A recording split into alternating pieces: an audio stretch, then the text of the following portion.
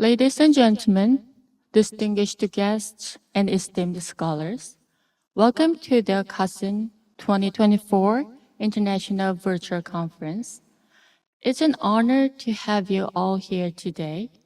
I'm Professor Lee Kyung-jang from Kyung University in Korea, MC of today's program. This conference aims to share global issues related to nursing using ICT under the theme of One Needs for the Smart Future, in collaboration with speakers from 15 countries. We are here to discuss ways for a healthier future. Firstly, I will briefly explain today's conference schedule. We'll begin with congratulatory messages from ICN CEO Howard KASN and Dr. Amelia Latu Afamango Tupulotu, WHO's CNO, followed by a presentation from our KASN President, Professor Jia Lee. Each country's representative will then present on today's theme, What Needs for the Smart Future. All speakers will receive on-screen confirmation notifications according to the presentation order. Please press the confirmation button before your presentation begins. Thank you. First, Dr. Amelia Latu Afamango Tupulotu, Chief Nursing Officer at WHO, joined us to congratulate KASN. Please warmly welcome her with a round of applause. Jo'un Ajim Yinida. Bonjour and a very good afternoon. I am deeply honored to join you today, and I wish to congratulate you all leaders from over 15 countries, and ICN, the alumni of Global Nursing Leadership Institute, Key Alliance of Smart Nursing, on your vision and commitment to providing expert direction to how information technology and artificial intelligence can best transform care to better serve all the population. I applaud your dedication and commitment to embracing smart care services, which I hope will contribute to the promise of leaving no one behind and universal health coverage for all people, no matter who they are, where they live. They can receive innovative, safe, and quality health services when and where they are needed without incurring financial hardship. Finally, I wish to acknowledge Professor Jia Lee and President of the Key Alliance of Smart Nursing, and all of you leaders from all countries and your team. I wish you every success. I am sure that the smart future has potential to transform and unlock universal health coverage, to enhance access to care, promote equity, and contribute to a fairer and more inclusive society for all people of Korea and around the world. Kamsahamnida, Malo Albito. Merci beaucoup. We thank Dr. Amelia Latu Afamango Tupulotu once again for her kind words of congratulations. Now, we had a special message from ICN CEO Howard KASN congratulating the conference. Hello, everyone. This is Howard KASN. I'm the Chief Executive Officer at the International Council of Nurses. And on behalf of the ICN President, Dr. Pamela Cipriano, our entire board from right the way around the world, and more than 130 national nursing associations representing a profession of over 28 million nurses, I'm delighted to both bring greetings and congratulations to you on this, the occasion of the conference, the virtual conference of the Key Alliance of Smart Nursing. Congratulations for organising what I think is a important and very timely event, and to your president, to President Lee, for her leadership as well in establishing this initiative. I think it's a timely event because we really do see right the way around how nurses enabled with technology are the key solution for addressing the healthcare challenges that we see all countries facing. If you just look at the current global health agenda, the increase in non-communicable lifestyle diseases, aging populations, the importance of primary healthcare to enable greater access for people everywhere, a desire to deliver more people-centered healthcare. You see nursing work, and you also see that addressing those issues simply will not be possible without our nursing workforce. But it is our nursing workforce enabled by technology, which is the key combination to unlocking new models of health care, which can ensure safe, timely, accessible, high quality care for everyone. Our model of the future is not about the nurse in a hospital, but is the nurse with the handheld device or some other piece of smart technology. And I say that because we know that that's what's happening through our national associations from right the way around the world, but also through a recent project that we did with the BBC. It was called Caring with Courage, a series of films about nursing, innovation, and new models of care right the way around the world, from right the way around the world, but nurses who were taking access to healthcare to often remote and rural communities where previously healthcare had been limited. The truly transformational and innovative nature of healthcare delivery with nurses right at the forefront was clear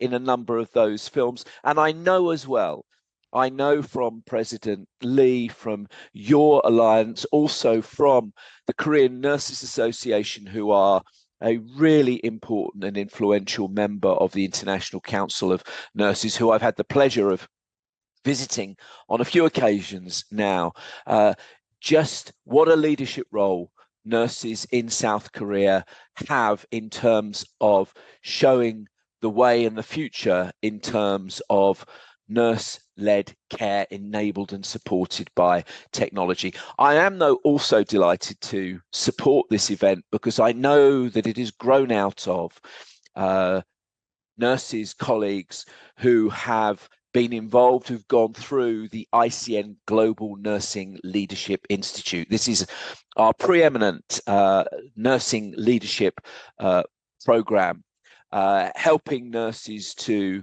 break through from not just national leadership roles, but into the international space as well. And it is through the alumni of the GNLI that I know the seeds for this conference and this event were born. And I'm delighted to see that as well, because we of course want to develop individual nurses as leaders and leaders for the future, but we also want to see and be involved in the practical projects and initiatives that they put in place to make changes to healthcare and to nursing as well.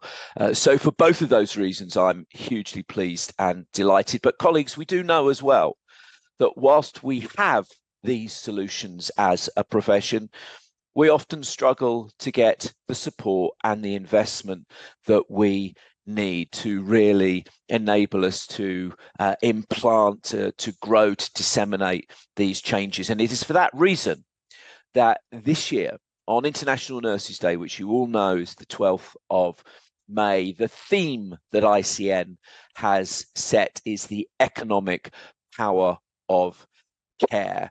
We know how important the nursing profession is to delivering improvements in health status and health outcomes, but we firmly believe that there's, as well as the health case for investing in nursing, there's a very strong economic case that the dollar spent on nurses always produces greater returns in terms of, yes, health improvement, but also economic efficiency, increases in productivity as well. And that's new evidence that we're going to be bringing forward this International Nurses Day.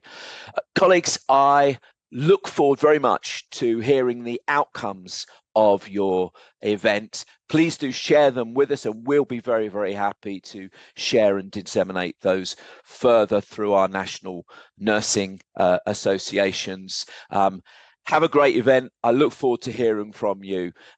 Take care, everybody. Bye-bye.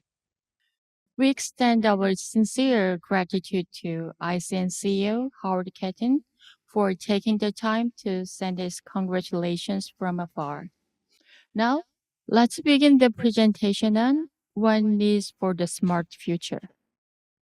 The first presentation will be made by Professor Jia Lee from Korea, the host of this conference and the president of KASN. Thank you. I'd like to express deep thank you to everybody here. And before my presentation, I'd like to make sure something for better understanding of KASN. The purpose of KASN, the KASN is an international platform created to provide good directions to AI or ICT that are developing so rapidly so that they can be developed for humans.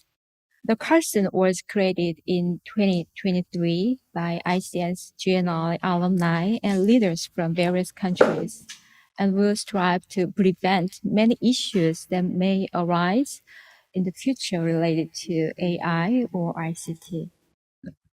The purpose of this conference, the KASN 2024 International Conference, is being held to share the current status of care using ICT in each country and the demand for a smart future.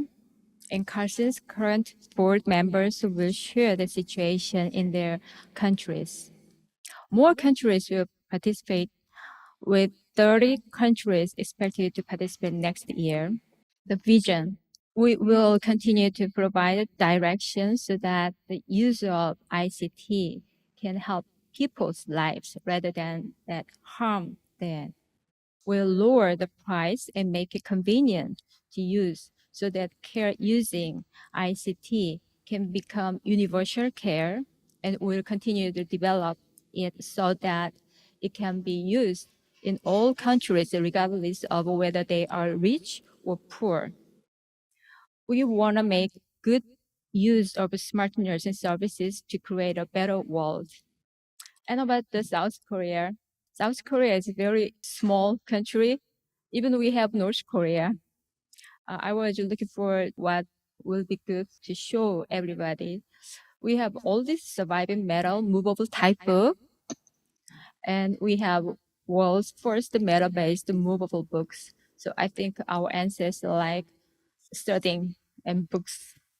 And Northeast Asia is one of the world's largest dolmen concentrated resin, and most of them in Korea here. And as you know, we have the Korean War. The war destroyed everything. We had nothing. We had a hard time to create now, but the war will destroy everything. So please stop the war. And about the aging, the South Korea is projected to undergo the most rapid population aging in the world. So you can see that. So that's why we need to prepare. How about the nursing workforce in Korea? We have a nurse, midwife, a nurse practitioner, nurse specialist, and nursing assistant. For the nurse specialist, for them, the evidence law is in progress. The qualification also in progress. So we are working on, without the law, the more than 13,000 nurses specialists, they are still working in hospital. So we need to protect them. How about the nursing university admissions? It's still increasing. From 2018, it's 19,000 admissions. Now it's 23,000. It's more than 23. So the number of nursing university admission in South Korea is still increasing. So we have elderly single person households also we have. So from 2017, it was 19%. The elderly single persons from of the elderly population, but now it's 21.1%. So we need to prepare because they live alone. So this is one of my projects. Now we use a lot of sensors to monitor them, even wearing the smartwatch like that. And this one is a real place, and we created 3D. So it's part of digital twin to control the real place. But we have also problem because for elderly people, older adults, they are not familiar with sensors or ICT, and they feel discomfort about being watched. There is a management issues. It is very difficult to repair immediately by technicians, and there are too many sensors to maintain. How about the device? They may feel the physical harm caused by long-term wearing, maybe skin trouble, and also fatigue caused by laborious actions for sensors, the battery issues and charging, and also cost issues to build an environment where sensors can be used. The most elderly single-person households do not have Wi-Fi installed. So that's why we created the non-wearable all-in-one. So every sensors, we put it just one device, and also the LTE, so they don't need Wi-Fi. So I'll show you this study. A non-wearable all-in-one LTE sensor can be easily installed by family member for the older adult. The non-wearable all-in-one LTE sensor will monitor her sleep patterns, vital signs, and environmental issues during sleep. Recently, she has been experiencing discomfort in the morning after waking up from sleep. Data from her sensor monitoring show irregular patterns occurring during sleep. Even if her family members lives far away, she can remotely check changes in her sleeping patterns through the real-time graphs in her smartphone. Additionally, the monitoring system can check her condition through AI calls. Did you sleep well last night? Yes, I think I slept well. However, I had a cold sweat and felt a little tired after waking up. When you woke up, you had a cold sweat and felt a little tired. Are there any other changes? Although I didn't eat much yesterday, I feel like I could not digest it. My chest feels a little tight, similar to indigestion. You feel a little tight in your chest, as if you cannot digest food despite eating less yesterday. I will inform your nurse and arrange to call you directly. The monitoring data and AI call conversation data are also shared with her nurse at the Smart Nursing Center. Her nurse analyzes all the data and can remotely monitor her condition. Sensor monitoring results analysis of her data reveals a decrease in sleep time and an increase in the frequency of light sleep in recent days. At certain times while sleeping, her breathing rate suddenly increased, with a simultaneous increase in her heart rate. The nurse also checks her activity level and environmental issues, and makes a comprehensive decision.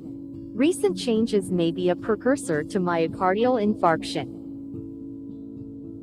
The nurse calls her directly to collect more information and report changes in her sleep pattern and monitoring results. The nurse recommends she visit the hospital as a preventive measure and sends this information to her family member. Consequently, she could be diagnosed with a myocardial infarction at the hospital and receive early testing and treatment.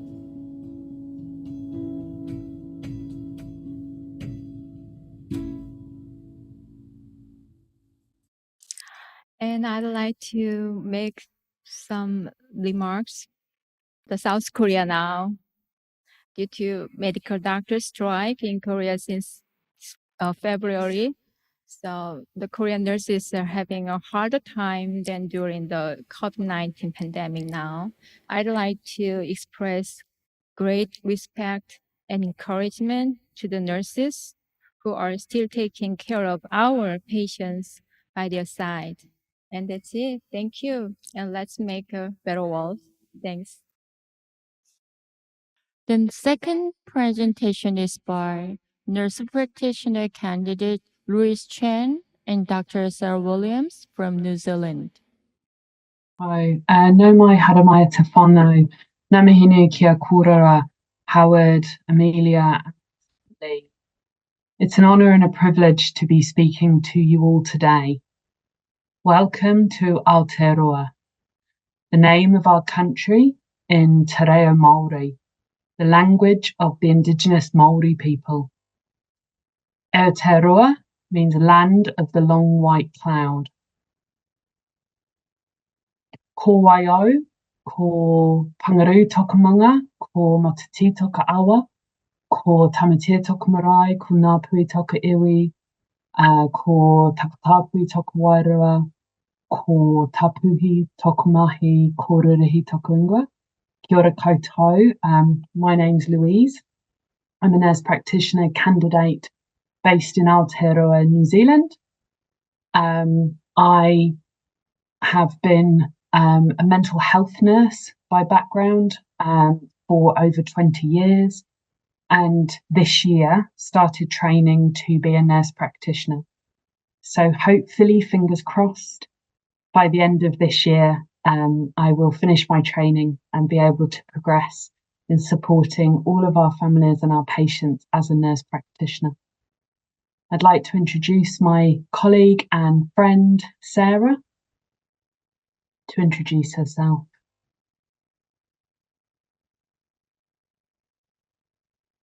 Kia ora and hello.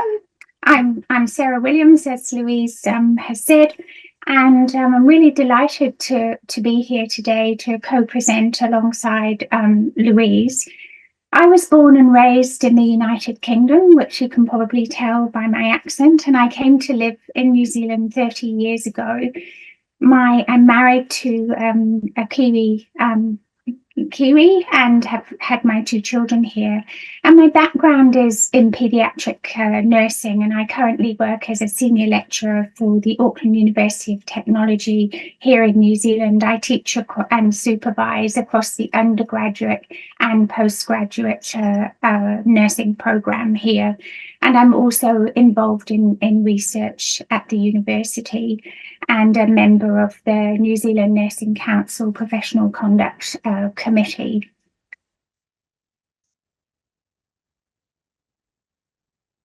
So Aotearoa, for those of you who don't know, Aotearoa, New Zealand consists of two islands. The North Island, which is known as Te Ika Maui, which means the fish of Maui, and the South Island, which is known as Te Waipunamu, which means the waters of greenstone.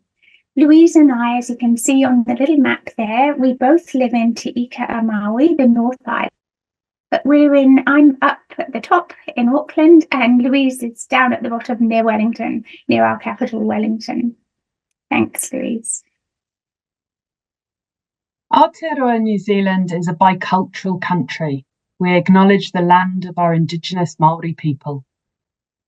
In Te Reo Māori, the Māori language, whakawhanonatanga is about building relationships and making connections. Whakawhanonatanga creates a sense of belonging and helps people to work together for a common purpose. Our connection with KASN, both Sarah and I, began with our involvement in the International Council of Nursing Global Nursing Leadership Institute programme, as previously mentioned by Howard and Amelia. Through the ICN, we met President Lee and many of the other KASN board members. Is it possible to unmute Sarah? Okay, thank you. I'm not able to unmute myself, unfortunately, so sorry about that, everyone.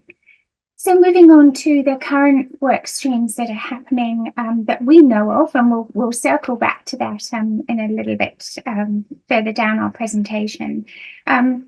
Whilst we appreciate the broad scope in advancing nursing care, we have very immediate needs in Aotearoa, New Zealand. And in our brief presentation, we've chosen to focus our lens on the use of technology and informatics in both nursing education and in the clinical setting. Post-COVID, as I know you'll all be aware here, there's been an acceleration in the data and digital space, and that's true in New Zealand too. Health informatics here in New Zealand is an increasing area of development as we work towards a collective goal of equitable access to healthcare.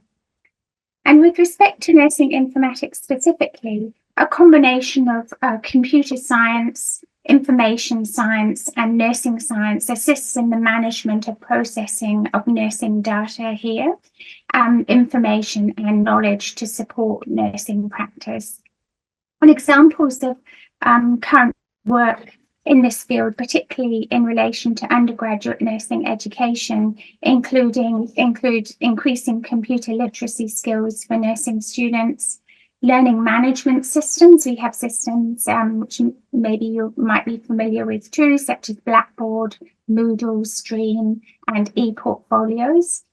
And we use simulated patients using high fidelity computer assisted mannequins, both in the tertiary education space, but also in the inpatient space for professional development.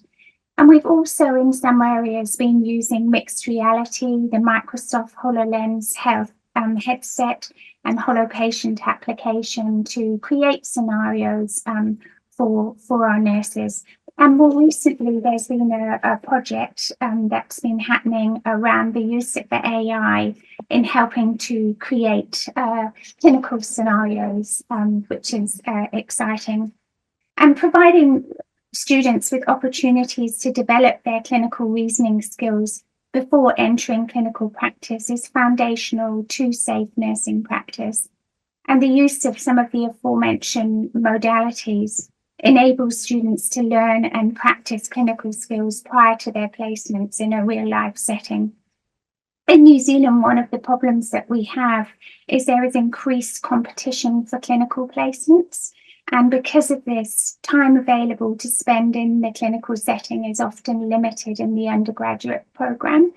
And therefore ensuring our students are well prepared for placement is paramount. So these tools that we're using and continuing to develop are really helpful in that space. Moving from nursing education into the clinical setting, there are a number of areas that we are using health informatics, nursing informatics, and ICT. So one of the areas that has been driven forward greatly post-COVID is telehealth. And a lot of our areas in our urban, rural, remote areas, we have nurses now using telehealth, so video conferencing. So exactly like we're doing now, there would be a nurse practitioner or a doctor at the other end of Zoom. There would be the nurse and the patient, or separately in the meeting, and the assessment would take place in that way. We've used this a lot in our mental health, our psychiatry practice, when we can't get a psychiatrist or a specialist to a certain area, so that we can access our patients and increase that equitable access. A lot of our nurses are using mobile apps and remote monitoring devices. So the presentation from President Lee around the LTE device, some of our remote monitoring devices similar to that with stethoscopes and other appliances are used remotely to be able to monitor and assess patients. This also provides education and the ability to manage chronic conditions with less access.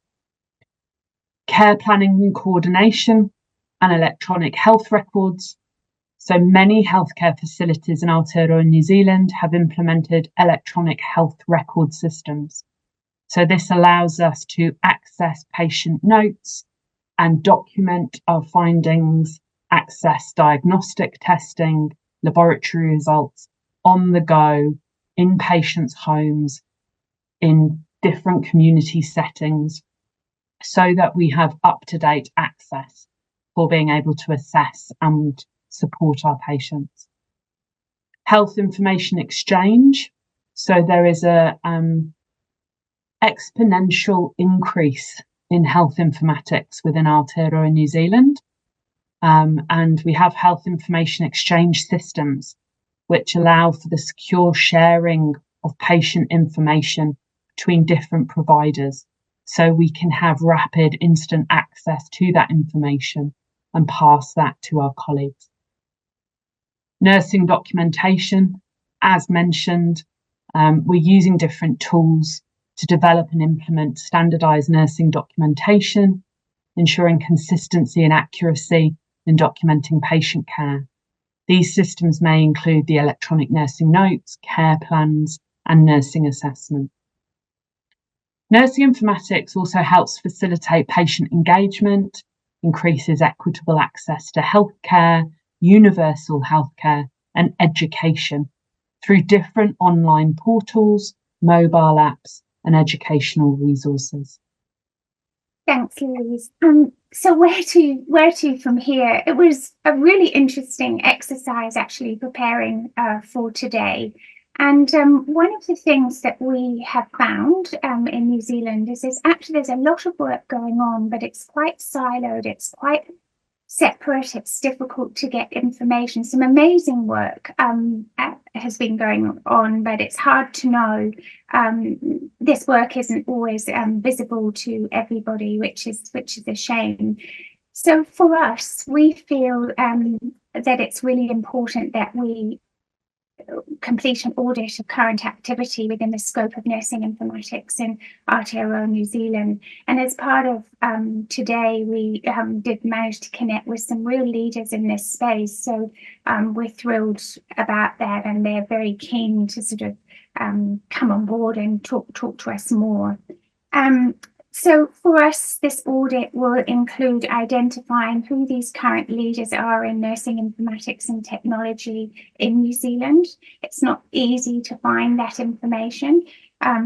Collaboration with national special interest groups, review of the undergraduate nursing curriculum content around nursing informatics. A few years ago in New Zealand, there was a drive to really include much more around nursing informatics in the undergraduate program. And as I work in the university space, I'm going to be really interested to kind of follow up where that's gone and where that's sitting, and how much of that are we actually doing. And doing a literature search and share also of things that are relevant to New Zealand. And we feel that doing this will really help us to initiate collaborative working going forward, and hopefully support the work, the valuable work that KASN is setting out to do. We'd really like to acknowledge at this point Emma Collins and Stacey Simpson, who are both experts in this field within Aotearoa, New Zealand, and thank them for their contribution to this presentation. There are many leading experts in the field of nursing informatics within Aotearoa, New Zealand. And as Sarah said, we will be seeking their knowledge and guidance in supporting future KASN initiatives. Tēnā rawa atou katoa. We would like to close with a whakatauki. A whakatauki is in our Te Reo Māori, our indigenous Māori language. We either open or close with a whakatauki, and it's a well-wishing going forward for our whole group. E hara taku toa I te toa takitahi, engari e toa takitini. My strength does not come from me alone, but also from others. Tēnā koutou katoa. It's been our absolute honour and privilege. Ngā mihi nui. To extend our gratitude for your excellent presentation. Thank you. Now let's proceed with the third presentation. The third presentation is by Chief Nursing Officer Liv Heidi Brattesrimo from Norway. Thank you. Thank you for this opportunity to quite shortly tell you something about how we are working with a strategy for digitalization of the health and care sector in Norway. It's a bit early in the morning for me, so I'm sorry if I'm stuttering a bit in my English, but I try to slowly take you through some few examples. But I would like to, first of all, tell you short about Norway, since I'm the only one from the European countries here. Norway is a monarchy. We had our constitution in 1814 and only got our independence from Sweden, our neighboring country, in 1905. At the moment, we have our government is a coalition of two parties, and we have about 15 regions and 357 municipalities, and really a large variation in the size of the municipalities. From Oslo, which is the biggest one and our capital with 500,000 people, but about 60% of our municipalities has less than 10,000 people. So it's a large variation in the size, and 8 out of 10 people in Norway live in urban areas. And as a lot of other countries, we also have aging population, especially in the rural areas. We also know that the pressure on our health and care services will increase because of our demographic development. And this is perhaps the main reason that we need to focus on digitalization, e-health and welfare technology. This is to increase our service capacity in order to be able to continue giving adequate services of good quality to those in need of them also in the future. What you see now gives you an overall picture of Norway. We have universal health coverage in Norway. And in 2018, Norway was among the top 10 countries in the world in life expectancy. This according to the OECD. Our life expectancy is 81.6 years for newborn boys and 84.7 for newborn girls. And we have about 5.4 million people. They are spread about 400,000 square kilometers, meaning that Norway is one of the most sparsely populated countries in Europe. And for those knowing Europe, if you put your finger in Oslo, that is down south in Norway, and turn the country upside down, you end up in Rome in Italy. So it's a quite long country and a lot of mountains and fjords and islands. So to give everybody the same access to healthcare is quite challenging. We have the government in Norway aims to ensure that everybody, irrespective of their personal finances and where they live, has access to good healthcare service of equal standards. In Norway, we have 18 nurses per 1,000 inhabitants and 5 doctors per 1,000 inhabitants. And nurses in Norway, we have since 1913, and the nursing education has been 3 years, and it's a bachelor's degree. And to become a nurse, you have to take this bachelor's degree, and you get an authorization. and the nurse title is protected. So nobody could call themselves nurses without this bachelor's degree in nursing. In Norway, we have about 5,000 general practitioners doing 16 million consultations per year. Specialist health services does 12.4 million outpatient consultations, and our general practitioners act as gatekeepers for the health and care services. So when Dr. Gia told that the nurse was sending the elderly woman to the hospital, in Norway, the nurse would send the elderly patients to the GP first, and the GP would see if it was necessary to go all the way to the hospital. Norway have a fundamentally good health and care services, and we have early adopter of e-health solutions. And the health and care sector and citizens have good access to digital tools, and we are constantly improving digital skills. But still, as told from New Zealand, we have also had the problem that everything is been working in different silos.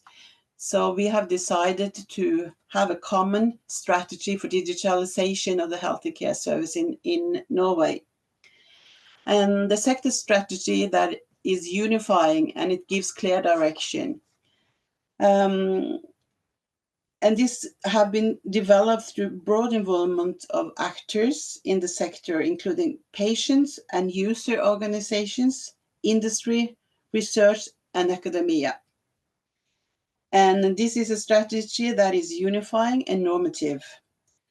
And it came into force just last year and is pointing towards 2030. And it shall contribute to realizing overarching political goals and support the health and care sector's needs.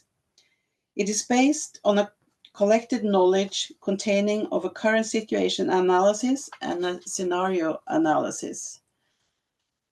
And the plan for realization that specifies how the strategy is to be realized and followed up. And it is important to measure progress on goal achievement, otherwise the strategy will not be used.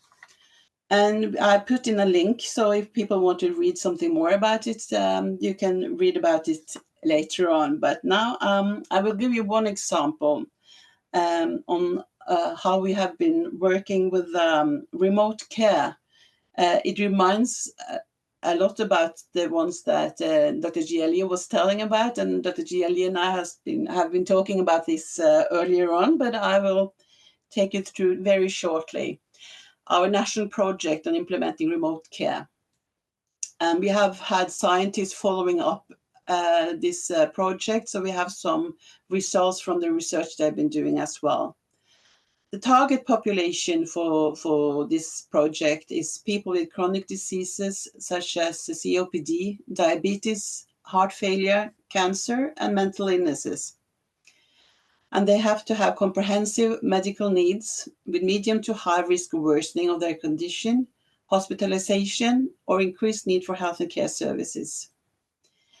And also considerable disease burden and comprehensive medical needs, often from different levels of the healthcare services.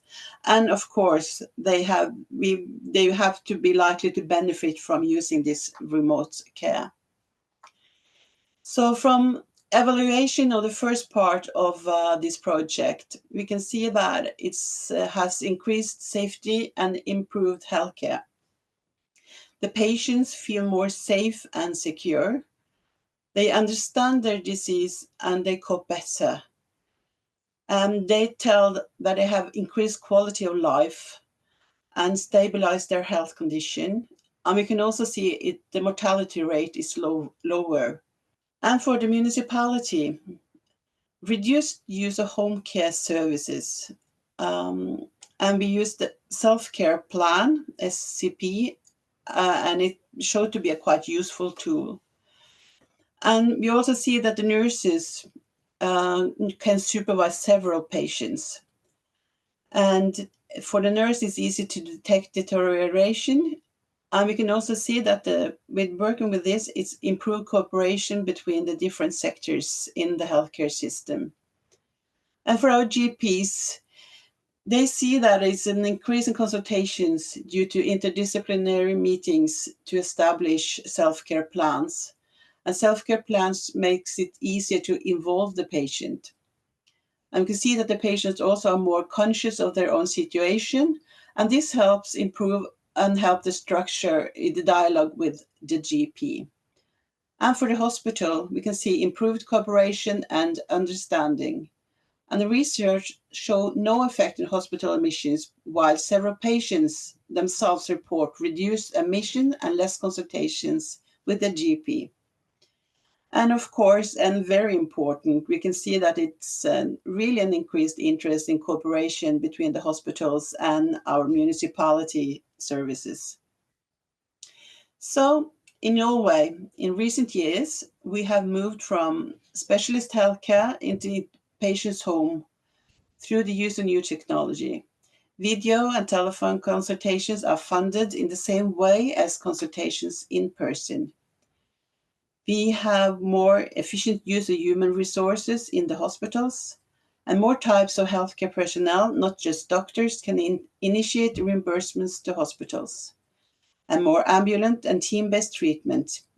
Hospitals receive additional reimbursement when healthcare personnel provide treatment outside the hospital, and integrated team and cooperation between service levels. Work has been done to ensure that municipalities can provide certain defined specialist healthcare services on behalf of the hospitals. So as far as we can see by now, this is something that we are really going to continue working on. And I hope that with our strategy, we can remove the silos and work together to continue giving our inhabitants the best care possible, and still can afford to have the universal healthcare coverage that we have in Norway as of today. So thank you. Thank you so much for sharing your expertise with us today. Next in line is Group Chief Nurse Ken Kwang Young from Singapore. Hi, everyone. Thank you for having me. I hope you can hear me well. So I'm just going to go straight into my presentation. I actually have more than 7 slides, but I'm going to go fast. I won't take up more than 7 minutes.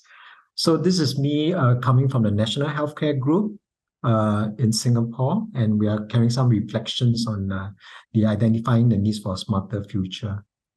A bit about Singapore. We'll start. We have a population of about 5.64 million, but as you can see, only 3.5 million are citizens, and the rest are the permanent residents or non-residents. And within national, in the space, in the healthcare landscape of Singapore, there are 3 public health clusters, of which National Healthcare Group is one of them. And we take care of 1.6 million to 2 million residents within Singapore. So National Healthcare Group takes care of one of the largest population in Singapore. There are 2 healthcare trends that I thought we should mention here in order to sort of give you an idea of what are the priorities for smart nursing or digitalization in nursing. One thing that we're moving heavily towards, even though we're a small country and very dense, was to look at the idea of hospital to home, hospital at home. As our elderly population reach a certain threshold, our hospitals are not coping. So in order to make sure that we can continue to provide care, we got to stratify our patients and then accelerate movement towards hospital care. What you see in this report is 2021. In fact, our government has just announced in 2024, April onwards, the hospital at home care model is going to be mainstream. And so it's going to be a standard thing in Singapore healthcare going forward. The other thing that does have a bearing on our work is the fact that why Singapore is positioned in the global burden of disease study. So it was a 2001 study that shows that Singapore has one of the best longest life expectancy in the world. I think we are top 3. But yet, when you look at the disease burden that we have, Singaporeans or Singapore residents live their last 10 years of their life with certain amount of disability. and that's definitely not desirable in our view. While our people are living longer, in fact, longest, one of the longest in the world, we're not living well in the last 10 years. And so then these are the top causes of the year of living with disabilities. And looking at these the top causes of this in Singapore, we do know that nurses can play a bigger role in these research areas, whether it's in the form of depression, anxiety, or even diseases associated with musculoskeletal conditions. And in National Healthcare Group, we've decided to focus on these 5 areas. As you can see, mobility, frailty, and falls, multi-mobility, mental health are all top of our concerns. And of course, infectious disease, because we hold the largest infectious disease center in Singapore. A bit of a nursing profile in National Healthcare Group. We have altogether 10,000 nurses, if you include our ancillary support staff, which we call the HCAs, the healthcare assistants. So 10,000 in National Healthcare Group. For the whole of Singapore, we have about 45,000 nurses, of which 10,000 are found in Singapore. Now a bit more into smart nursing. We have within National Healthcare Group identified 4 areas for innovation. One is on smart nursing and smart sensing, anticipating care with early intervention, empowering patients, activating patients and family to keep track and maintain their health status, enabling decision-making in real time. There's a bit of cut out there. Empowering care anytime, anywhere, so that we don't need experts all the time by making data available, information available. And one of the things that we thought is pretty important is we need to continue to find technologies that liberate nurses for job redesign, because they're really burdened with a lot of physical care, and that doesn't help for a certain age profile of our nurses. Here I have some examples of explorations that we have under the 4 categories that you just saw. So in other smart sensing, intelligent sensing, we have a fall prediction tool we call Presage with robotic response. And then we are looking at early detection of at-risk conditions through predictive sensing. We have a wound care application under empowering patients. We were experimenting with Google Glass in enabling decision-making in real time, putting decision support algorithm through Google Glass, making it easy for people to gain access to such decisions. But it didn't work out that well, but that was some of the exploration. Liberating nurses for job redesign is really about, while we talk about gadgets and all, we also want to look at process redesign, innovation along process innovation to remove burdensome work or manual work. RPA, robotic process automation, something that we can convert manual work to robotic automation. And then some form of training in metaverse.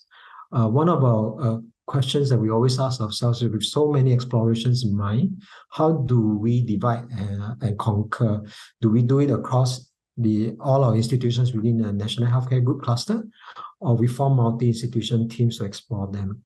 And then we have to look at some of the low versus mid and versus high hanging fruits, because looking at big technology take a while. We do need some transitional technology or process innovation to enable people to work smarter. So an example of intelligent sensing is what we are doing now is we have moved away from, for falls management, move away from contact sensing for falls management to which is some of the market solutions available. We want to move away from contact sensing to anticipative management for falls, non-contact sensing.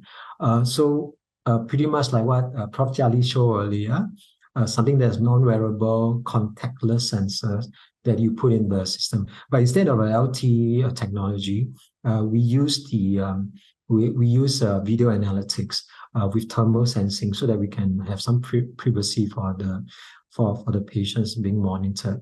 Through video analytics, we are able to anticipate when the patient who has at-risk of fall is attempting to get out of bed, and with that, initiate some early response from the nurses. But we didn't want to have a system where we are dependent on the nurses' availability to respond. So now we are really looking at possibility of having a more reliable responder in the form of a patient assessment and communication robot. But there is a lot of thoughts are still being put in place. Unfortunately, we couldn't find a good form factor to develop the robot. But though there enough work being done in these areas for now. But moving forward, then when we look at the advancement of video analytics, we are also thinking if we do it in home deployment, we wanted to even enable it to do early detection. Through behavioral monitoring and behavioral insights, whether it's their nocturnal behavior, the sleep-wake cycles, the sleep duration, the toileting frequency, gait patterns, the number of steps, how far they can walk within the house. We're hoping to get some sensing, some reliability in predicting some early signs in terms of whether it's dementia, whether it's frailty, then we can seek early help for these residents at home. So again, is to use their daily movement, their daily behaviors to predict early signs and symptoms of particular illnesses, like frailty or even dementia. One example of a decision-making tool in real time is a wound analytics that we are hoping to develop. And we hope to integrate decision support via AI, both for the staff and for the patient, for the staff to use, as well as for the patient to empower them so that they know when to seek early support, early help if their wound is not progressing well. Finally, just to end off with some slides on second slide on challenges. Sorry, I know there's some announcements in the background. Hope it doesn't disturb you too much. While looking at some of this innovation, we do have to overcome challenges associated with data security and privacy, since it concerns patient data, budget constraints, of course, change management in terms of resistance to new technology and workflows. Every new technology does come with workflows. A fast evolving technology, when taking too long to work on something, by the time you finish working it out, it may be already been outdated, and all sorts of regulatory compliance that we have to contend with. Finally, while we talk about some of the top-down innovation solutions that we're looking at, we also want to support a ground-up innovation to harness innovation potential, as well as harness the interest of nurses to continue to build a curiosity mindset. So in one example that we saw here was one of our staff noticed that it's quite cumbersome to refer to a workflow algorithm for nasogastric tube feeding, and then had to do manual calculations on her own. So she decided to use ChatGPT to develop a programming code. And now the file is now available to auto-calculate an aspirate amount and reflect the value of our decision support value as predetermined by her institutional protocol. Something fairly easy can be developed by someone at our front end. We're now thinking of how to encourage such innovations and mainstream them with the support of institution infrastructure. And so that's why it's now nursing leadership's headache to scale it across NHG. So while we're looking at some large-scale innovation, we are hoping to also encourage ground-up innovation. With that, thank you very much and for your attention, and thank you for this opportunity to be here today. Thank you so much. I appreciate your presentation added great value to our understanding. The fifth presentation is by Professor Mei-Feng Lin from Taiwan. It's me again. We heard about the earthquake in Taiwan. We have two board members from Taiwan, the Mei-Feng and Joyce. I heard back from Mei-Feng that she was fine, but I haven't heard back from the Joyce, not yet. So let's pray for her. And please excuse us. I present on behalf of the Mei-Feng. The Taiwan consists of 168 islands. The population also 23.9 million. The national languages, the majority of the national language is Mandarin, but they have more the types of languages. The aging society, also. And also you can see there is a decreasing, maybe because of low birth rate. And also the aging index of Taiwan is also increasing. About the technology, Taiwan is a key player in supply chain for advanced chips like this. Taiwan's rise in the semiconductor industry was largely attributed to you can see the TSMC you heard from news, and they also have some big damage from this earthquake. And also there is a UMC. You can see this. About the ICT, the Taiwan is getting competitive in various fields such as semiconductors, data centers, AI centers, digital education, and cybersecurity. You can see their leading position. They have a leading position here. And also they create a lot of strategies for the technology. And Taiwan is strengthening the smart healthcare and medical development. And also the precision medicine, the regenerative medicine, and smart diagnosis and treatment imaging system. Also, they developing a lot of technology for the healthcare. And yeah, I'd like to say that we pray that many lives will be saved and that Taiwan will quickly recover from this earthquake damage. Thank you. I pray for Mei Fenglin and the Taiwanese as well. And also thank you, Dr. Jia Li, for taking the time to present to us. Continuing, this is ANNSI President Ahmed Gamar Salam from Egypt. Yes. Good morning, good afternoon, good evening, everyone. It's my pleasure to say hello for everyone from Egypt, the country of 7,000 years of civilization. It's my pleasure to be with you today in KASN, and congratulations for everyone launching this important association that I'm sure that it will have a great impact to empower nurses worldwide regarding our smart future as well. I will do my best to stick with the 7 minutes that I have. I will give an overview about my country, Egypt, and the city I live in, and 5 key points or key pillars regarding the ICT, information and communication technology in Egypt as well. Egypt, as you may know, that is located in North Africa and border with the Mediterranean Sea in the north, and lucky that we have also the Red Sea in the east part, and we have 3 civilization: Pharaonic civilization, Christian civilization, Islamic civilization. So I really invite everyone to visit Egypt and enjoy with these different places. As you can see, this is the 3 pyramids, and the guard of the 3 pyramids is the Sphinx, as you can see in the first picture. And also the capital of Egypt is Cairo. In Egypt, we have almost 110 million people in total population in Egypt. And Cairo is the largest city that we have almost 25 to 30 million people inside one city is the capital. Regarding my city in Ismailia, it's a little bit in the northeast part of Egypt. Its name is Ismailia, and it have the headquarter of Suez Canal administration, the management of Suez Canal. This Suez Canal connect the Mediterranean Sea in the north with the Red Sea, and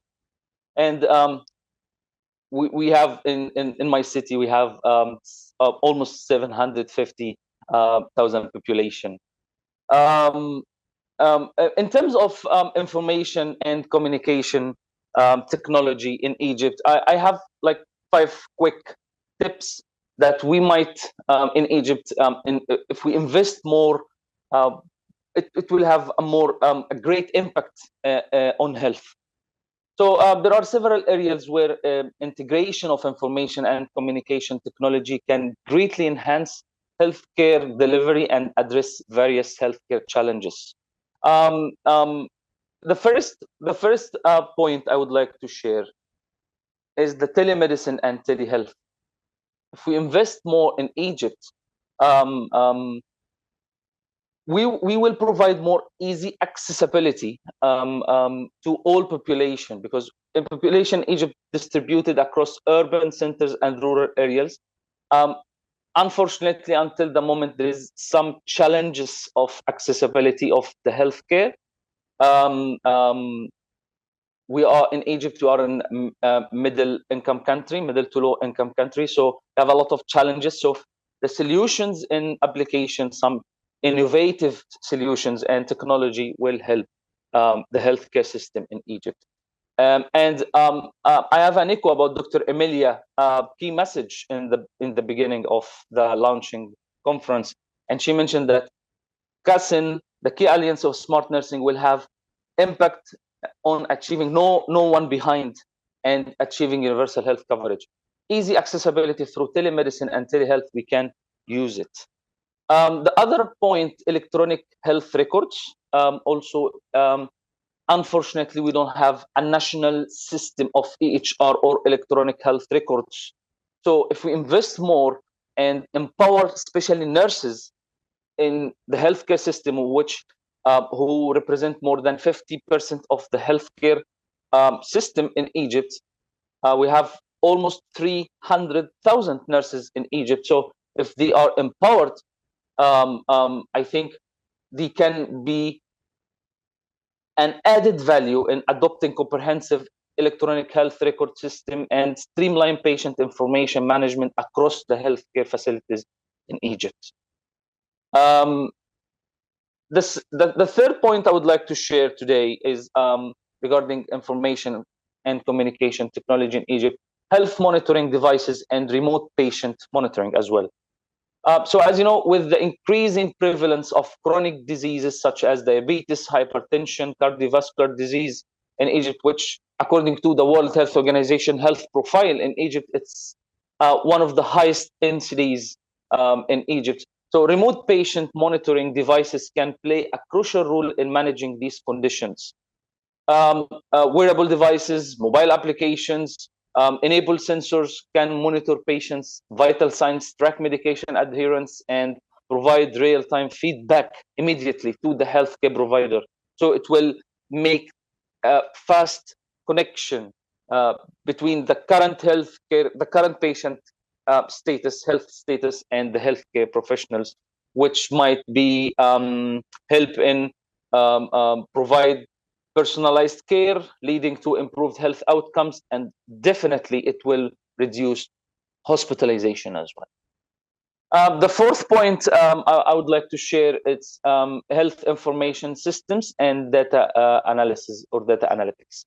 Implementing health information system and leverage data analytics can help healthcare organizations in Egypt better understanding population health trends, disease patterns, and healthcare utilization patterns as well.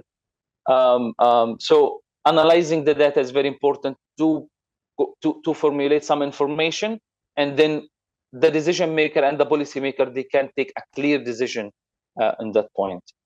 The fifth and the last item regarding ICT in Egypt and the opportunities that we might have, the health education and behavior change interventions. So information and communication technology tools such as mobile health applications, SMS messages like reminding messages about anything or spreading awareness, and also online health portals can be utilized to deliver health education and behavior change intervention to the Egyptian population. And here I have an example that that we have as the online health portal. Recently, in a collaboration between the Ministry of Health in Egypt and World Health Organization office in Egypt, they launched together an online portal for mental health and addiction and substance use disorder.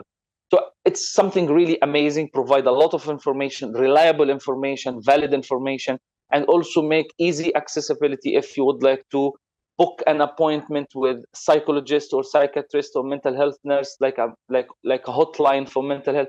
So it's recently something like one year, 1.5 years. So this is an application of the online health portals. And I'm sure that through KASN, we can empower nurses to be not only a part of this innovation, but empower them to lead this innovation of healthcare. So as a conclusion, by investing in and leveraging the ICT, information and communication technology, enable healthcare system and solutions, Egypt can overcome, and I'm sure that a lot of countries overcome many challenges in the healthcare system and improve the access to high quality healthcare. Before I would say thank you, I would share a quote from Dr. Pertalan, who said that the technologies that will have the biggest impact are those that allow the patient to become the point of care. Thank you very much, and congratulations. We're thankful for the opportunity to learn from your presentation. Thank you. Next up is Director Chang Hong Tan from China.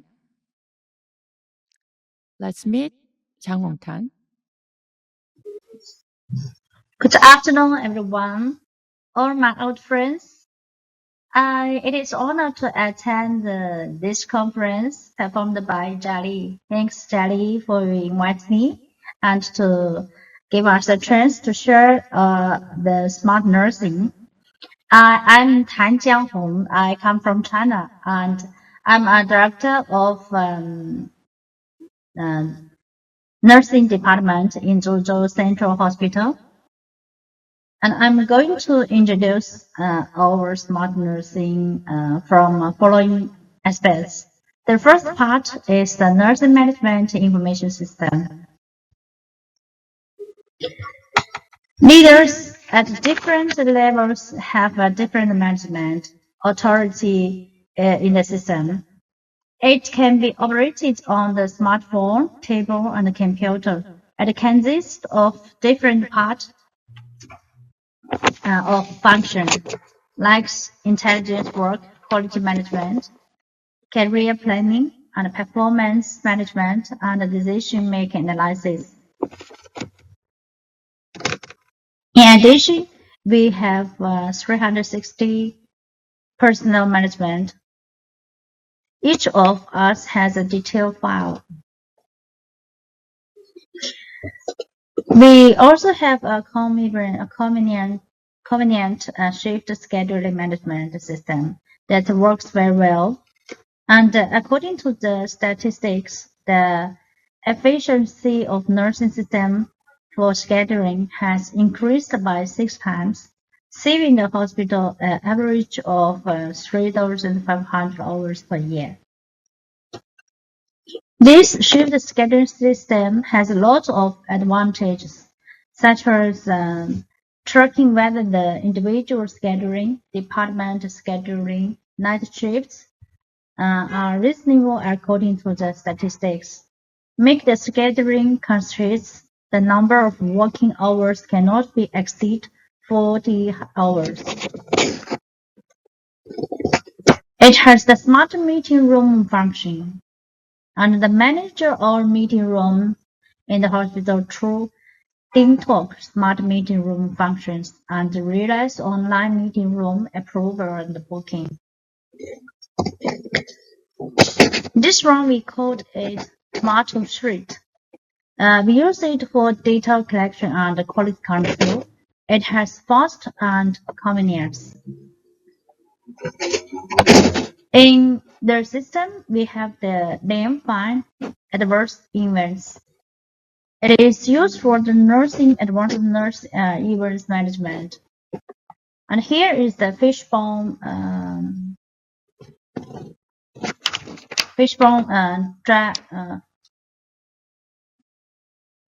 diagram. And here include the people, method, material, device, and environment.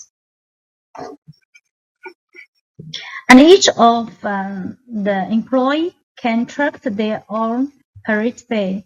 It saves our manpower and material resources and realize paperless work. Here's it for the quality management. It can mix specific nursing adverse events analysis like floors.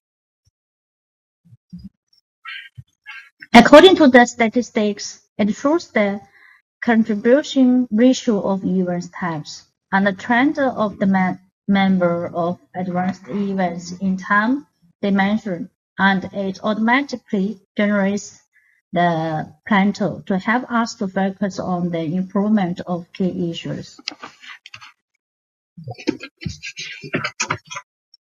The second part is the nursing station intelligence interactive system. The left is the whiteboard we used before to show the specific information of the patient we need to focus.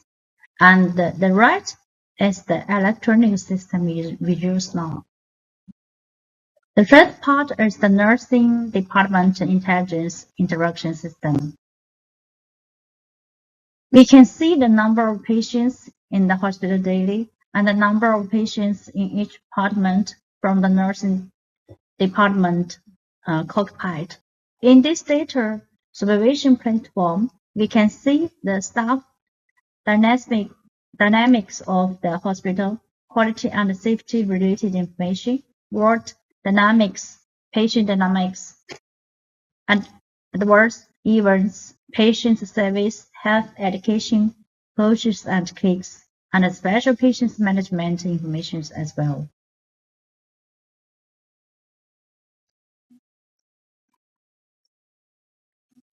And these pictures show the nursing patients ratio information of day shift and night shift, and the nursing patient ratio in each department.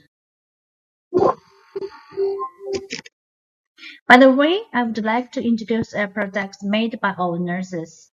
We call this Nursing Medical Industrial Corporation, patented conversion of gastric lavage machine. It is a non-contact intelligent gastric lavage machine and non-cross-infection and constrained temperature concept and voice control and not necessary to clean. This is the technical roots. And this is really.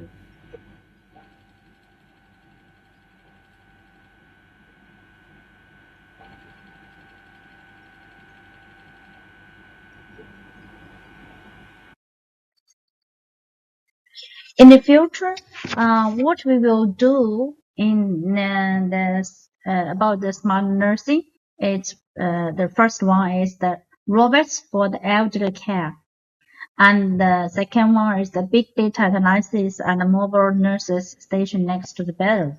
And the third part we will do is the construction of nursing information technology in regional critical care center. Thank you all. Thank you all. Bye-bye. Thank you. We sincerely appreciate your informative presentation. Let's move on to the next presentation. Following is Dr. Jadav Sonali Tarachand from India. Namaste to all. I hope my slides are visible to all. Okay, so namaste to all from India. I'm here to give a presentation from India on how smart nursing future can be made possible. To begin with, I would like to thank Jia Lee for creating this platform, for having us to share our information and share our knowledge with each other at this platform at KASN. Yes. To begin with the introduction of the country from where I come, India, it is the largest democracy in the world today.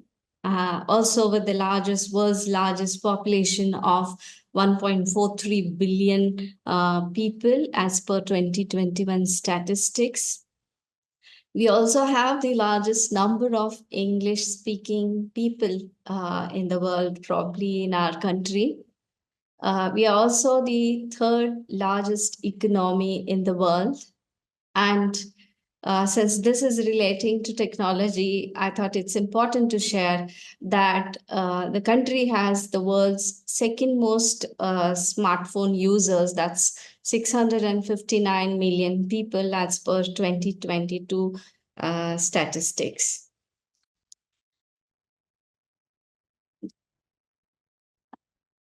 Going next.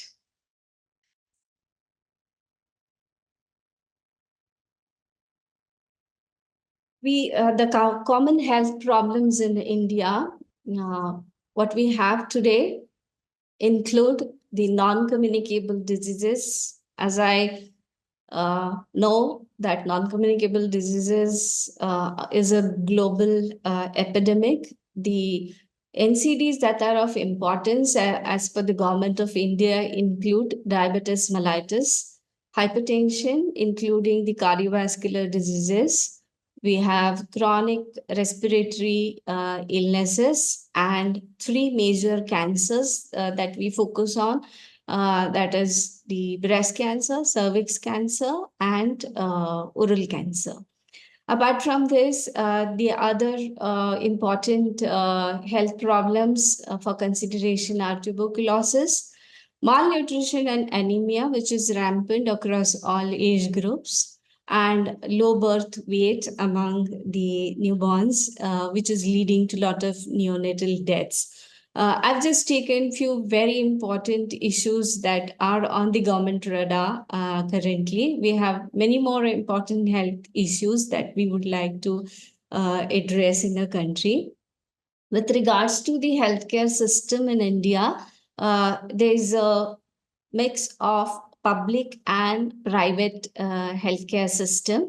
Approximately the government healthcare system, that's a public healthcare system, caters to 30%. I mean, it constitutes of 30% of the health systems that exist in India, and a large part that's the private health sector is around 70% of the healthcare systems that exist in India. So, of course, recently in 2020, the government of India launched an Ayushman Bharat, a national digital health mission, which was launched on 15th of August on our Independence Day in 2020, middle of the pandemic.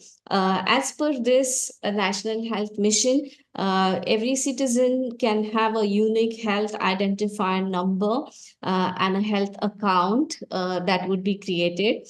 This is still in a pilot project is going on certain states. Similarly, during the pandemic, an e-Sanjeevani program was started, which is an online consultation from the public health sector doctors that was made available for people in the country, which is fairly doing good, and it is continued even after the COVID in the country. We have also launched for mental health a telemanas program. It's a telehealth program that is where a large number of nurses are also involved in providing mental health counseling for people in need. There's a toll-free number when a person calls, including some of the nursing professionals, doctors, and trained counselors would attend to the person's call and provide timely counseling. So, coming to the common other health concerns that probably we see in hospitals that are of concern are patient safety, especially with regards to medication and fall safety, and probably devices that we would require to help us with prevention and prediction of pressure ulcers and also management. I just thought I would share some of the applications that were recently developed in India and have been successfully used across the nation. To begin with, there's a TB Arogya Sathi app, which was developed it uses an artificial intelligence and machine learning algorithms. It's a mobile based app where all stakeholders involved in TB care can access the patient's treatment information, and patients also have an access to nearest diagnostic center, nearest center where medications can be made available. There's also an incentive that is given to patients who take their treatments regularly, and this app helps them get their funds into their accounts. This app has been widely used by the ASHA workers. ASHA workers are community workers. ASHA is an abbreviation of Accredited Social Health Activist, who's a kind of 10 pass lady, native of a village, who's given a training, and she acts as a link between the health workers and the community. This app has been also used by the community health officers, who are now the in charge officers of health and wellness centers, which were created under Ayushman Bharat scheme in 2018. And around 80% of the CHOs currently in India are nurses. Who are using this TB Arogya Sathi app. Apart from this, TB workers and other NGO staff are also using this app. Niksha is another app that was developed, which is again an ICT system in a mobile application. It helps to efficiently monitor and track TB services, and from screening to follow up. This is also used at all different 6 levels across the country. That's at national, state, district, and at the tuberculosis unit level. This app has been successfully used. Another app that was developed in India is Shwasa. Shwasa literally means breath. It's an AI and ML based technology. It uses a contactless real-time screening and monitoring of respiratory diseases with 93% accuracy.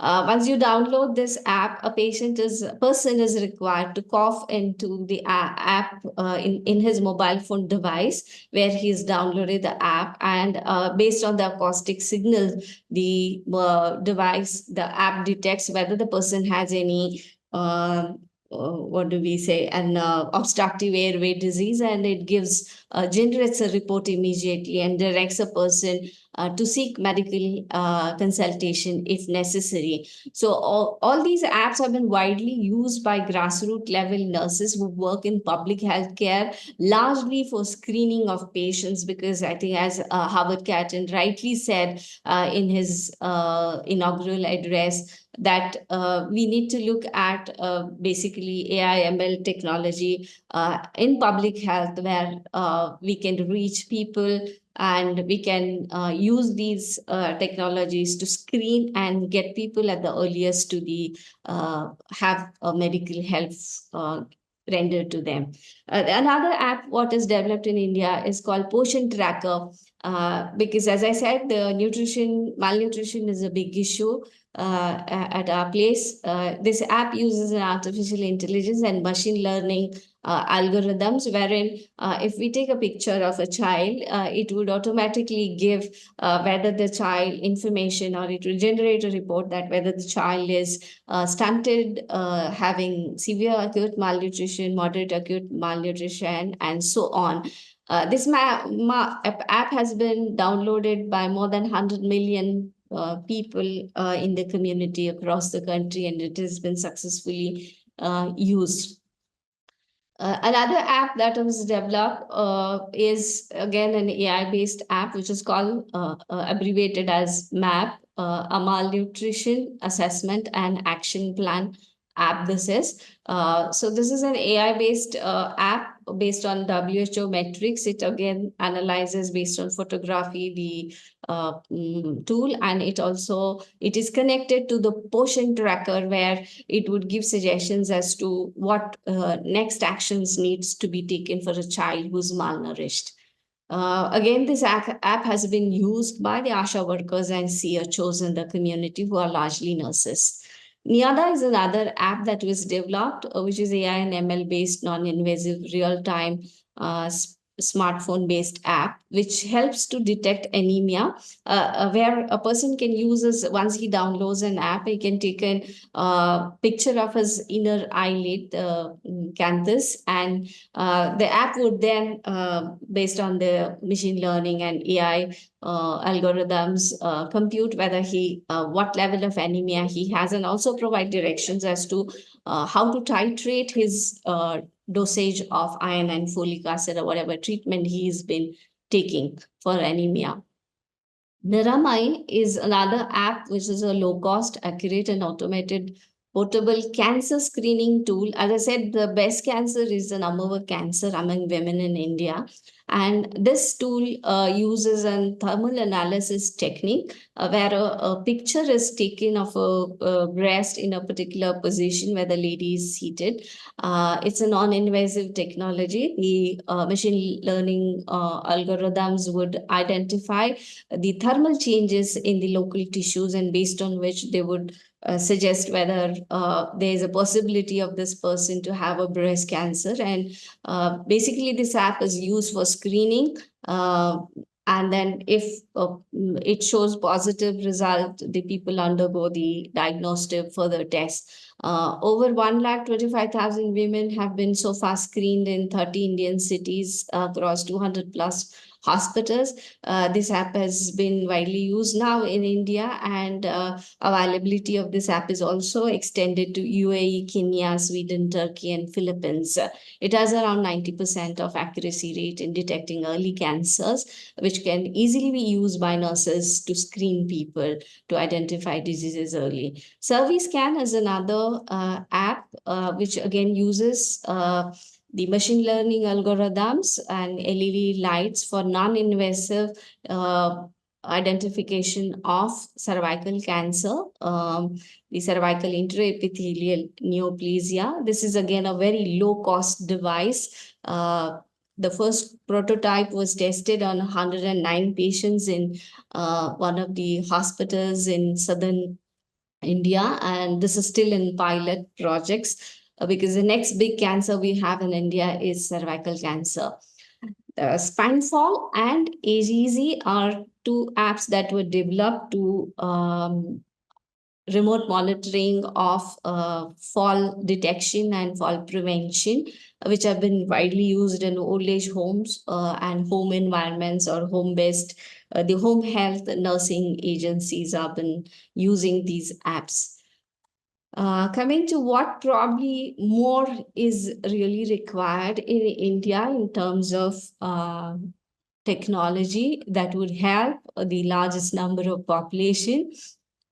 We thought it could be, we know that there are devices already available, non-invasive devices that sense the blood glucose levels. However, these devices are expensive. So we probably thought a non-invasive blood sugar and blood pressure checking devices with great accuracy and a very low cost with advanced technology would be very helpful, because a lot of other health problems that are there in India, like cardiovascular diseases or chronic kidney disease, hypertension, all of these are related some way to diabetes mellitus, which we are the world capital of diabetes mellitus. So I think we need to focus on technologies that could identify or pick this at the earliest. The second recommendation, we thought that there's something more that can come is we don't have currently any technology that can ensure medication safety, or at least partly help in that. So work probably needs to be done on that. Fall prevention, sensor beds are there, but a lot of falls happen because of nurses forgetting to put up the side rails. So we thought if side rails with sensors could be helpful. A lot of nurses' time is also wasted at bedside in doing non-nursing activities like inventory taking. So if we had applications that could help them, or technology that could actually help with these kind of tasks that are repetitive and doesn't require an attention of an expert person, would help. Another thing that we thought would be helpful is non-invasive devices for anemia screening. We of course have for adults, but anemia is also a big problem among the under 5 children in India. So we wish to develop in your future technology that could be non-invasive and easy, also as well as low-cost technology to do anemia assessment among the under 5 children for screening purposes in schools. I would like to thank my colleagues, Mrs. Lata, Sushar, Ameri Roy, Ramya, Arul Shanti, and Mr. Ganga Prasad Sharma, who have helped me compile this presentation. Thank you. I hope this information was useful for all. It was really interesting and informative. Thank you. Your insights were invaluable. Let's move on to next presentation. The ninth presentation is by Professor Catherine Schofield from Australia.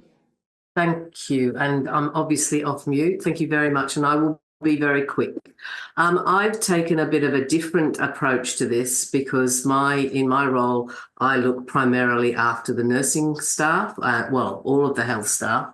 And so I considered what I think the competencies of a smart nurse might need to be for the future, and how we can use technology to support nursing and to educate nursing and to connect with colleagues.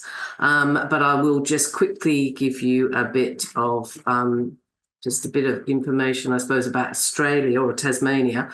I work in Tasmania, and that is a very small island comparatively to the mainland of Australia, but it is about 95 times larger than Singapore.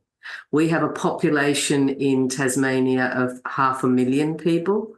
So we have an incredibly diverse population and a diverse or dispersed workforce. So that brings significant challenge in terms of communication, which obviously the technologies of today have enabled us to connect far more readily and rapidly.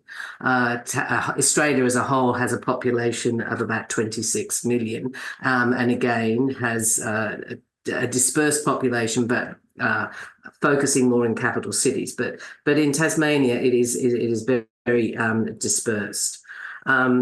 So I'm focusing very much on what the needs, as I say, of nursing actually are for the future. Predictions of nursing shortages in Australia are essentially, I suppose, alarming. Everybody knows that we have ongoing shortages globally. The revised figures, these figures have been revised recently, and it is not considered to be quite as dramatic, I think, as that, but it's still coming up under about 100,000 that is predicted that we will need. Certainly from my own service, I know that we're in the middle of a massive reform in relation to mental health, and currently I'm responsible for about 1,400 employees. We need to expand that by about 400 to 500 to actually realise the extent of the reforms that we've been provided money to develop. And that the majority of those will be nursing. We obviously are using technology to create the data or to keep the data for those predictions, but that data obviously now needs to be accurate so that we can actually base strategies for how we might deal with the challenges that are being faced by us. And currently we look at, obviously, international recruitment as a way to solve some of these shortages. We look at training more nurses as one of the strategies. But the one that I'm more interested in is looking at how we can have greater attention and to look at growing our own. And technology obviously has a part to play in that, with the use of simulation and with the use of being able to connect, as we're doing now globally, throughout certainly Tasmania, as well as broadly Australia and then internationally. So I think some of the qualities and some of the skills that we need as nurses and we need to develop are to be strategic and to be steadfast and assured of our place and our role, but also to support each other. And I think one of the challenges that we have with the technology is the speed with which technologies are being developed and the promise that technology will solve all our problems, when actually we also still need a human component in that, and we need to understand and use that technology wisely. And certainly in Tasmania, and I'm sure it's no different from other jurisdictions, we have a very different capacity within that workforce in relation to their ability to use and uptake technology. And I myself am personally challenged by often the speed with which new apps or systems for maintaining data are introduced that I have to adapt very quickly to and find that quite challenging. I think we have to consider our models of care of nursing and be mindful, but create workforces that actually are magnetic, where people want to come and work because they know that we're going to support them in workplaces where workloads are not overworked. And I think that we've seen with the introduction of technology, the capacity for us to become work poor or time poor in other ways than we were previously. And I know that in terms of my diary and management, it's often back to back with meetings because they're easily put into the diary now, because most of those are done through digital platforms. And there's great benefit in that, but there's also, I think, things that we need to be cautious of. Obviously, we need to be adaptable, agile, as well as being approachable, and we need to develop teams of nurses and ways of working, ways of thinking that enable that agility and adaptability, given the speed with which we're being asked to come about those changes. We also need to be resilient, obviously, and develop those skills of resilience within the workforce and maintain our levels of resourcefulness.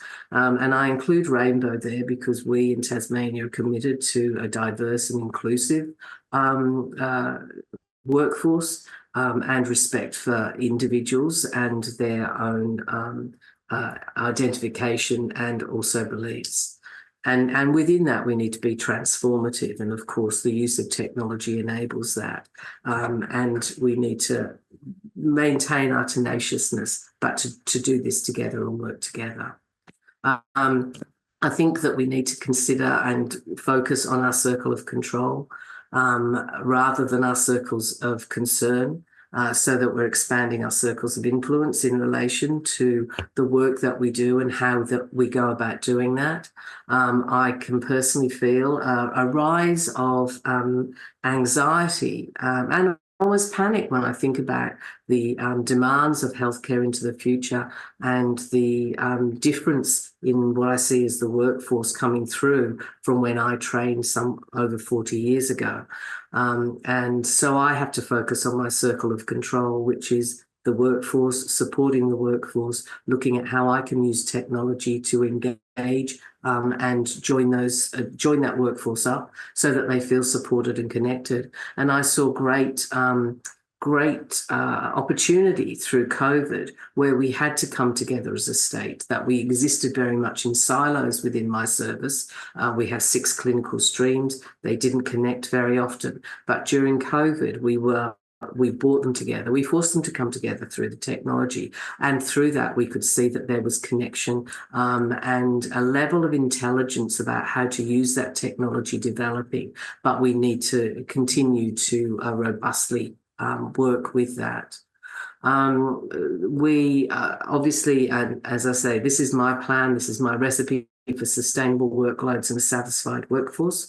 And my current strategy is looking at how we can provide supervision, which the training for which is online and support staff to undertake that. But how do we then support a workforce, a diverse workforce, to connect through the use of technology to actually undertake and provide supervision to each other, as well as coaching, as well as mentoring across a digital platform. So I'm very interested in the exploration of how we might actually be able to do that and enable that. Because primarily the skill base that I think that we need as smart nurses for the future is to work on what I call the ninja skill of being the calm in the eye of the storm. I think we are working in chaotic and complex healthcare systems that are becoming increasingly more complex, and technology has introduced a complexity as well as potential simplicity for how we deliver and support that healthcare. So I can see that working on the skills where we are the calm centre, I think that's what nursing has always been, that we are good at looking at a big picture, but that we really need to hone those skills for future development of being the still spot while that chaos and that complexity swirl around us, so that we can be best poised and best placed to have the voice of sort of like reason and opportunity for how all of those parts can connect up for the betterment of the consumer that sits in front of us or lays in front of us or is at the other end of a phone. I will say thank you very much for the opportunity for presenting, for being included, yes, it was a great honour, and thank you very much indeed. Grateful for the opportunity to learn from your presentation. So let's move on to next presentation. Following is Professor Tomoko Komagata from Japan. Thank you so much for KASN President Jerry and also office staffs. It's great honor to be here.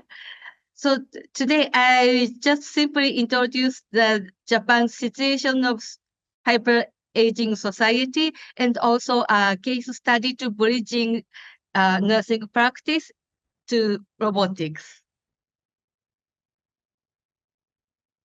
So maybe as you know, Japan's hyper-aging population and increase, and also medical and nursing care needs are quite rapidly increasing, and this is in estimation, but the aging rate in 2023 was almost 30%. And of course, nurses are also getting older. So maybe it is predicted in 20 years later, around 2040, the number of elder people will be the maximum in Japan. But at that time, major part of nurses, they will be retired. And not only population issues, nurses are living maybe in many countries. This is one of the issue. So, and also immigrant nurses also a bit difficult in Japan because of language barrier and also legislational issues also. So we are already facing the era of workforce shortage in many fields, such as drivers are in short and factory workers are in short, and also nurses in short. So maybe one of the solution might be task sharing with robots or task shifting or task transferring to robots. So, but as you know, nursing duties includes a lot of non-skilled tasks, like so many minor works like housework. So I conducted the time allocation studies at general wards in Tokyo to bridge between clinical nursing practice and the robot industry for social implementation. So this is a part of the result, total duration of time of activities by each nurse. So the activities which license is required less than half, and you can see so long time they consume moving around the world. It means between the patient room to staff station or linen room or wasting room, something like that. So it was discovered nursing tasks include a lot of non-skilled tasks, and currently both in basic education and clinical practice OJT, preparing the supplies and performing medical nursing care and cleanup is a set of tasks, but it would be too difficult to task share the non-skill tasks with robot segmentation. So, for example, carrying things or throwing away garbage or trash and repeating same explanation and so on can be solved with technologies that are already available in society. So next step to link this to social implementation. So I demonstrate some robots activities in school and hospitals. So many faculty members and also medical nursing staffs were so interested in. But to introduce these robots to the clinical practice field, maybe it's some barriers, but we can start from to introduce from non-skilled, safe task shifting to the robots. It will be the first step to introduce. Thank you so much for listening. Thank you. Thank you so much for the presentation. This turn belongs to advanced practice nurse Cecilia Undungu from Kenya. Good morning, good afternoon, good evening from where you're watching us from. My name is Cecilia Ndongo. It's still morning here.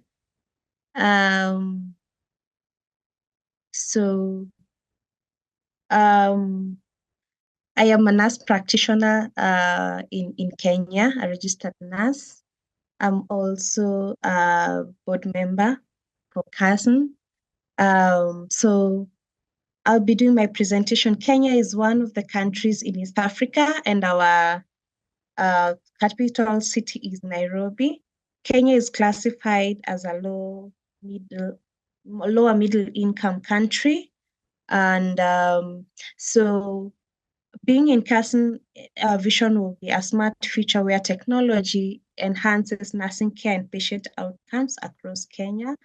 And it's very fortunate that Kenya, we have a young population. Out of the 55 million, we have a very young population, majority are under 25.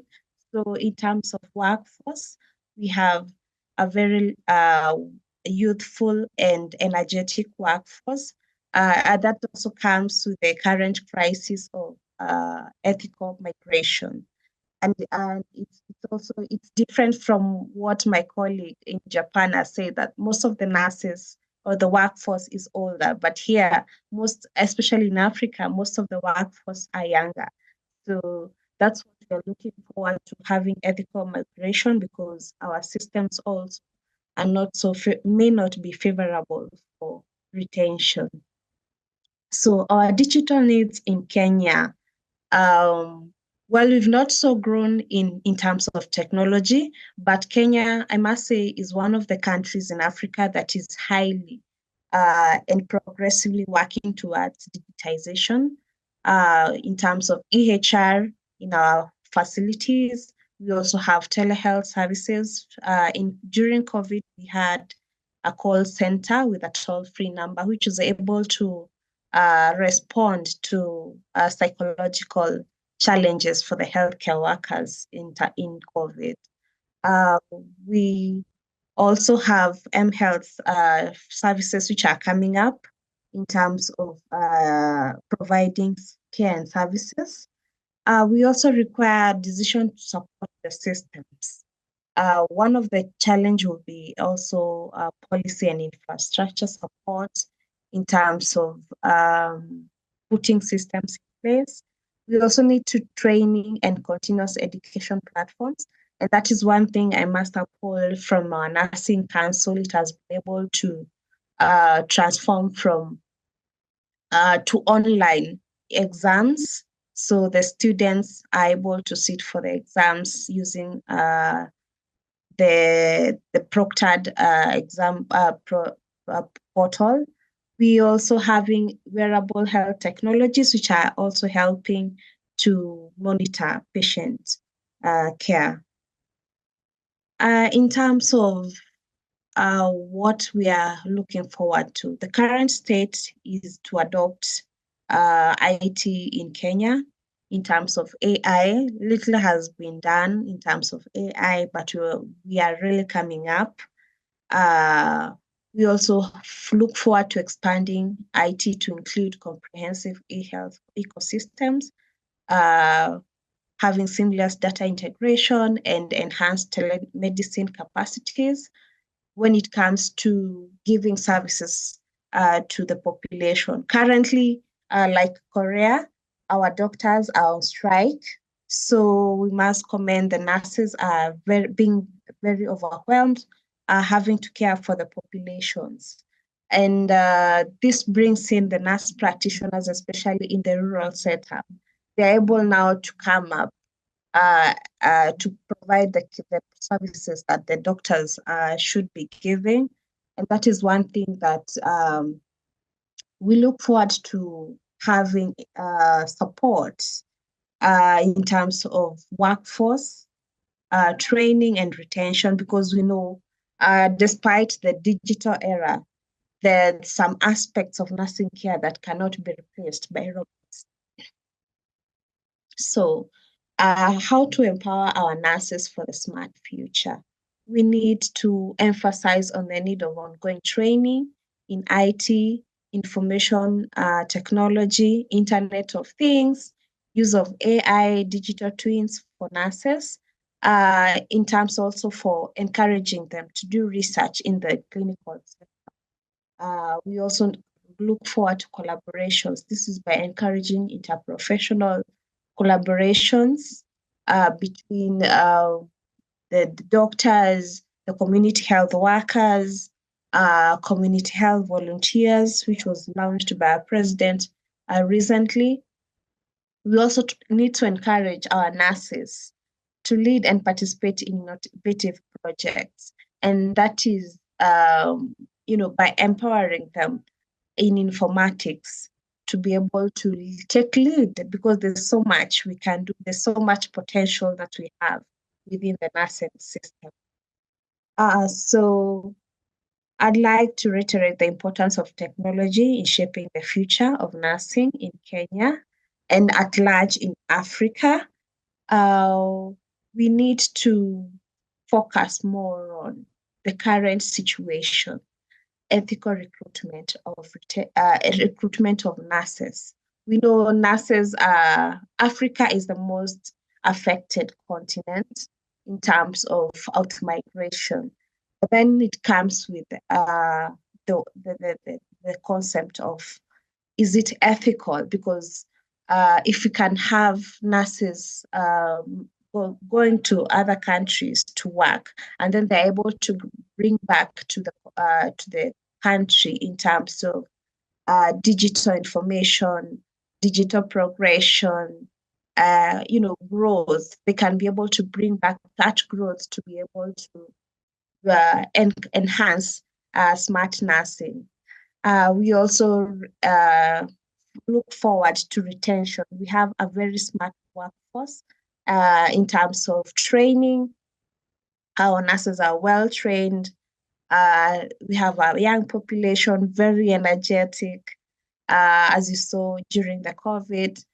And so we want to work with policies to ensure how are we going to support our nurses, so that we are not able to have a balance in terms of retention and also in terms of migration.